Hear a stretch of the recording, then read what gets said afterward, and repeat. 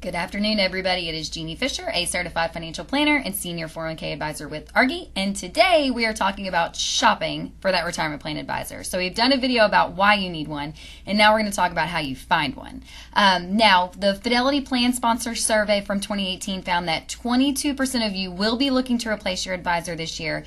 They also reported that 92% of their plans currently have an advisor. So there is 8% of you that are out there by yourself. So for those 22 actively looking to change, and for those 8 of you who don't have an advisor, this video is for you, whether you're HR, benefits, retirement plan committee, or chief financial officer, anybody shopping.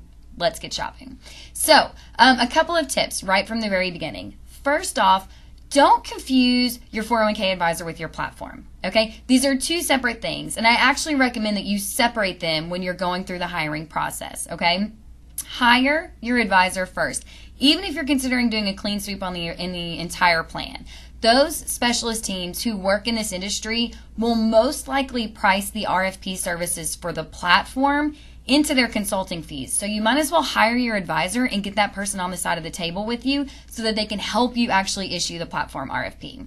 So hire the advisor first. Now, don't feel like just because you want a new advisor, you have to change your platform. Maybe you really like the website that you're using. Maybe you really like the apps. Maybe you have a great relationship managing director with the platform. The platform can stay, okay? You can change an advisor without doing the clean sweep if you don't want to. Now, there may be a few exceptions to that rule. Some banks and some insurance companies may not allow you to work with independent advisors, but I would definitely say that's more the exception than the rule. Okay? Now, I am going to recommend that you actually issue an advisor RFP, but what I'm going to recommend that you do not do is go online and find some generic 100-question RFP template written in industry jargon. Okay? Those things are just too much, first off, and you probably don't even understand them yourselves. Okay? Don't worry or feel like we expect you to understand all of the industry jargon. Sit down, write out a RFP in a way that makes sense to you with really open-ended questions that allows advisors to respond to them, not just 100, bullet-pointed questions. Nobody ever gets a whole lot of value from that process.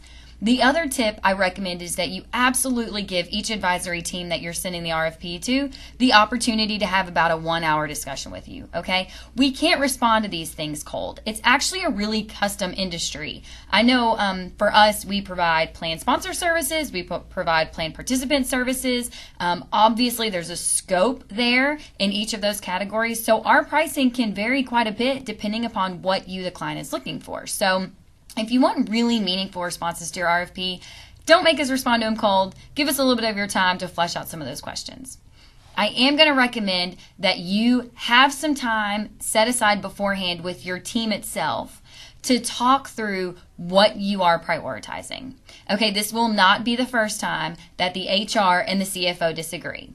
Okay, list what is important to you. Maybe it's a financial wellness program. One America did a study that said nearly 70% of those looking to hire a new advisor were doing so because they wanted a financial wellness program in it. Okay, so what is that? Maybe you're truly looking for the lowest cost option. Maybe you want somebody to provide more robust services to your participants. Maybe you're wanting somebody to take on more fiduciary liability. Whatever it is, the decision-making committee has to agree on that. Otherwise, you get through this entire RFP process and you can't disagree, and it's very frustrating because the expectations weren't really listed beforehand. I want you to ask your advisors to respond very specifically to 2 different things. First off, ask them what fiduciary liability they're willing to accept in writing. Okay, now there's all kinds of different levels, and I'm not talking about what they can outsource to somebody else. I'm talking about what they are willing to accept internally, what is built into their fee in writing, what level of fiduciary status are they willing to take, or fiduciary liability are they willing to share. The second thing I want you to ask for very, very explicitly is pricing. Now, this industry was built on a whole lot of what we would call indirect compensation, where advisors and advisory teams have been paid through revenue sharing or 12B1 fees that come from mutual fund companies. Okay, now we can have an entire video on that and what I think about that. But just for the purposes of trying to, from a fiduciary perspective, compare fees and services, You need to ask everybody to give you their pricing in the easiest, most digestible way possible. And in my opinion, that's in a flat basis point, so 20 basis points, or a flat consulting fee stated as $1. Okay? Throw out the proprietary products, throw out the revenue sharing, throw all of that out and say, you know what? This is what we want. What is it going to cost your team to provide these services? Okay? And then how the bills get paid at the end of the day, that's something you can work on later. But for the purposes of the RFP, we want very clear, easy to understand pricing.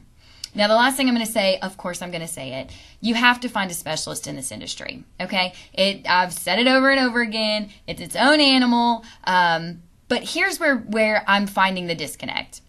I'm seeing that many people are confusing the word specialist with more expensive. And honestly, in reality, I think it's different.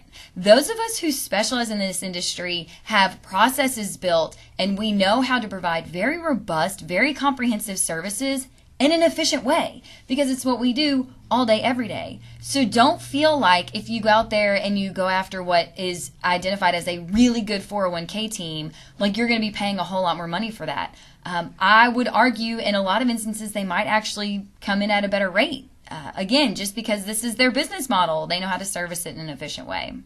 So there you have it, tips and tricks for shopping for a financial advisor. I love to shop. So if you have more questions or you're thinking about going down this route, I have some great articles on LinkedIn. I will be talking about this a little bit at the National SHRM Conference in Las Vegas this year in June, so you can come see me there.